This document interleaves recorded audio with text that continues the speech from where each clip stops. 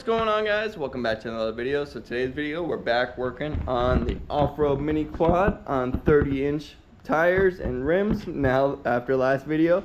So if you haven't seen that video, I suggest you go check it out. Kind of explains on why I actually put 30-inch tires on this thing, and then we installed them, and then we started working on a few things like waterproofing the torque converter here, since I didn't really have a cover on it to begin with. Got that trimmed up and installed, and then since the air filter was just kind of sitting right here above the engine, kind of just exposed to kind of anything that gets thrown up at it, we built up a little air box, got that all sealed up, so it's literally just open on the top there, so really nothing should get thrown up into that box there, and if anything, it'll have a little bit of space if it does fill up. But other than that, this thing is pretty much all ready to go, but I did end up actually just doing it for a little drive. I haven't really drove this thing much, but I did drive it out into my front yard, and you guys might have saw the couple little shorts and reels I posted of this thing in the front yard.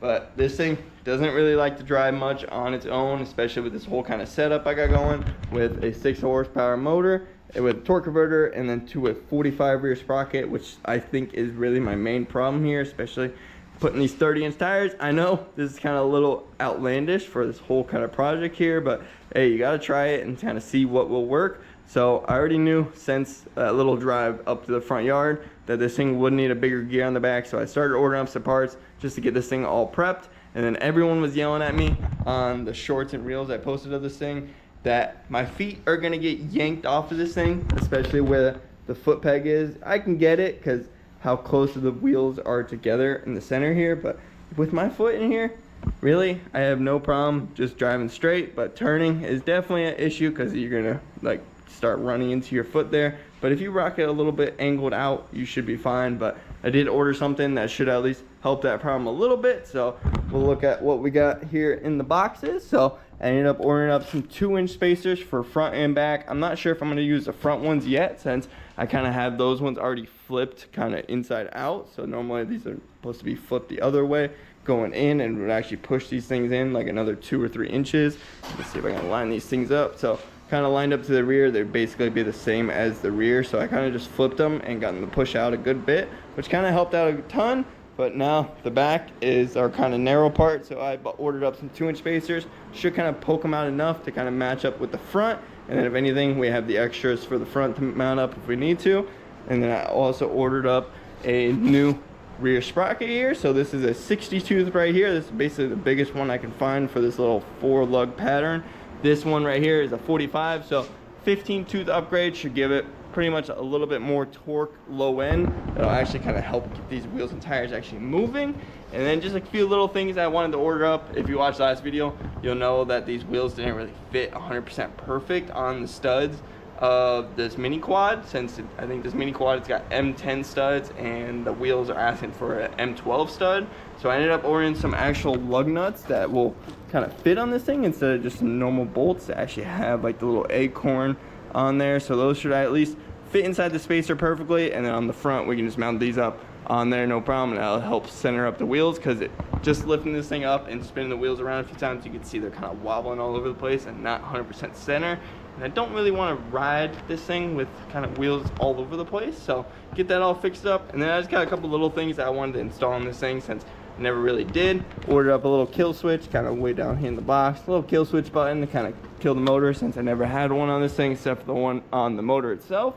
And then I ordered up a little tachometer and hour meter as well, just to kind of keep track of everything and make sure I'm not over revving this thing, especially with this whole torque converter and big wheel setup. I have no clue really right now. It is still governed, so it should at least help there, but I do want to keep track of all the hours and kind of RPMs, what I'm looking at, especially when I'm revving the hell out of this thing stuck in some mud or something. But other than that, it's just time to get to work. So we really just got to tear apart this whole rear axle like we did before when we actually built this thing and put that sprocket on there. So I'm gonna get to work on that, probably throw it on a time lapse, get this whole axle pulled apart so we can swap out that rear sprocket, get that all good to go. And then after that, once we get it all back together, we can start slapping on the rear spacers and see how this thing looks, all spaced out and ready to bog deep.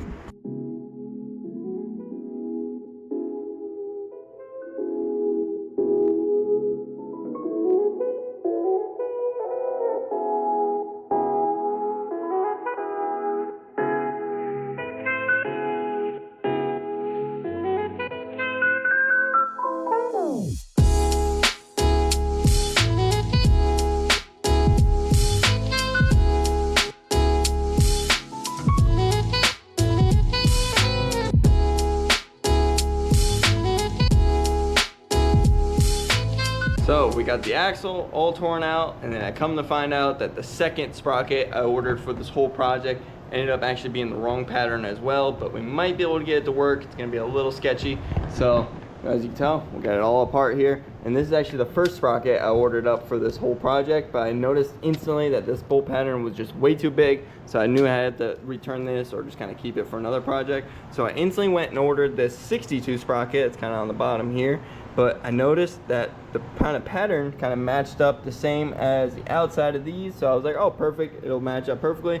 But it ended up actually needing this inside kind of smaller bolt pattern for the little carrier for the axle. So as you can tell, I need to drill this all out and to actually get that to mount up to the carrier. So I kind of have another idea to get this all to line up and just kind of work for right now for us to at least drive around, and I can kind of order up the new sprocket in the meantime. So my idea is to actually have this sprocket mount up normally where it would normally go. So it would kind of just sit like, let's see if I can do this with one hand. Just like that basically. So it'll kind of sit more like that on there. And then I would have this sprocket actually bolt to the axle hub. So this will bolt together, no problem. And then since I got this outer bolt pattern, just get some longer bolts and nuts to go through all this and kind of just make it a whole kind of piece like that. It's kind of hard to tell, but I will end up having two sprockets mounted up to this little axle carrier. It's gonna be a little bit easier once I'm able to actually show you guys tomorrow. I gotta pick up a couple pieces of hardware and a couple pieces of shorter hardware to actually mount this all together. But it should work at least enough to have us do a little test drive and then kind of wait until the new sprocket comes in, since I don't really have much time to get all this knocked out for you guys for this video. So I guess we'll catch you tomorrow once I actually pick up all the right hardware to actually mount all this together, and then we can get the axle back into the off-road mini quad, get the wheels on there, actually get the spacers installed, then get the wheels on there, and actually take this thing for a rip. I would take it around with the 45 sprocket on the back, but I already know that it's not going to be really much to drive around since it has no takeoff at all. It really takes like a good couple seconds to get it moving to begin with. And at the same time, it just kind of felt a little sketchy. So I just want to make it 100% before I end up driving it down the street going 20 and a wheel falls off or something like that. So other than that, enough talking. Tomorrow, we'll get the hardware and get this all bolted up, and I can kind of show you guys a little bit better on what I'm actually talking about and go from there.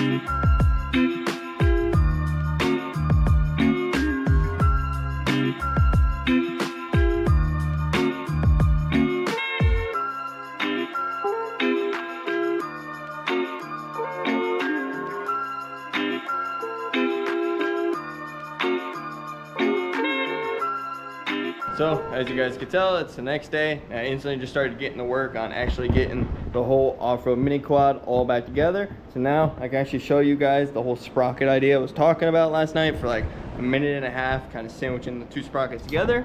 So it's kind of hard to tell, but we got the 45 and the 60 tooth on there at the same time. So we got the 60 tooth actually bolted to the 45 here, and then the 45 is bolted to the main axle carrier, and then I got the carrier kind of sandwiching in between the two sprockets as well. So everything's nice and tight, should be hold for right now. And the sprocket is a little wobbly just because how you kind of tighten this, and I don't have any spacers in between the sprocket here, so it's got a little wobble to it, but it should at least do for right now for our first little test drive. Then I got the chain slapped up on there off camera real quick. Actually, I might have filmed that. I think I did film that, but got the chain on there, got wheel spacers on there, got everything all tight and ready to roll. I ended up actually knocking out the front lug nuts off camera just because before I only had 3 on this wheel and I think 2 on that wheel, so it was kind of a little wobbly all over the place. So got some brand new lug nuts swapped up on the front, so the wheels are all nice and tight and actually in line. And the rear ones as well, they're all tight with the new spacers, and they definitely look a lot better being poked out those extra 2 inches, and gave me a lot more foot room down in here, so everyone can stop worrying about my feet getting ripped off with these big wheels and tires.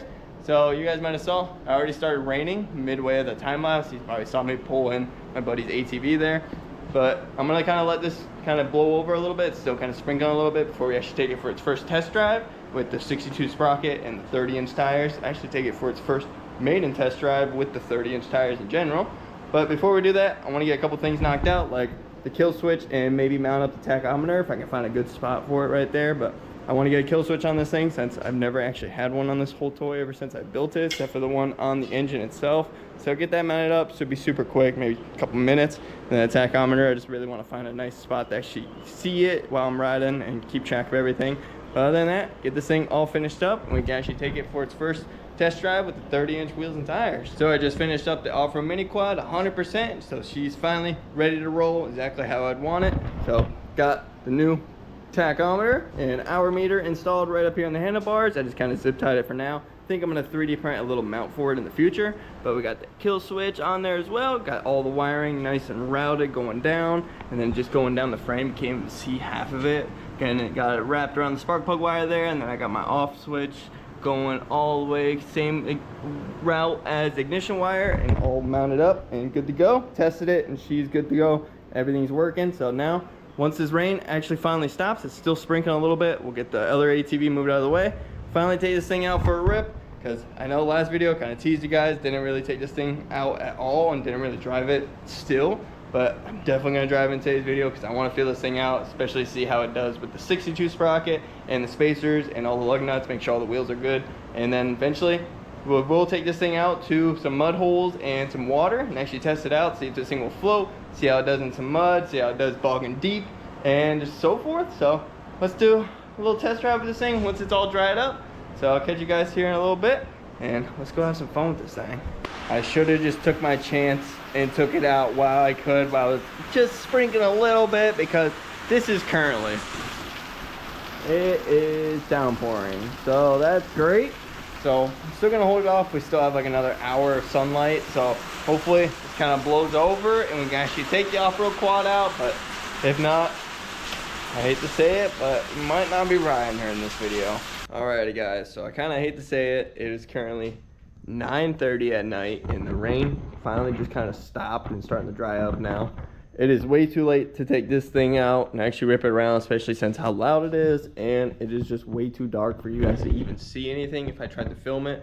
So I guess we're just gonna have to hold off the first test drive until we actually take this thing out and go bogging with it soon, which I'm trying to plan on for sometime maybe this weekend if I have some time. I'm trying to see with some family events going on, might be able to squeeze in a little bit of time to actually take this thing out. And if so, we can actually test it out and see what it does from the start and from the beginning without actually even test driving this thing yet, which kind of sucks because I'd rather test drive it now, since if it breaks, I can fix it here and not be kind of stranded out in the middle of nowhere. But other than that, at least we got everything all knocked out, so this thing is 100% ready to go. I really don't have anything else I really want to fix on this thing as I know of right now, since everything is pretty much all good to go. I might put the front spacers back on and later on, just in case I actually need the kind of space for my feet and all that. But for the most part, I'm looking pretty good with my feet space, so I'm not really too worried about it. The gearing's all looking good. I'm definitely going to be researching a correct gear so we can kind of get rid of this whole dual gear setup and all that. But the rear spacers fitted up perfectly and actually kind of squared it all up nicely, so I'm pretty happy about that. So other than that, it's going to be kind of the end of today's video. Sorry for the short little video, but it is what it is. Stuff kind of happens and just kind of got to go with the flow. So hope you guys enjoyed today's video. If you did, hope you like, comment, subscribe. Stay tuned for more content, and peace out.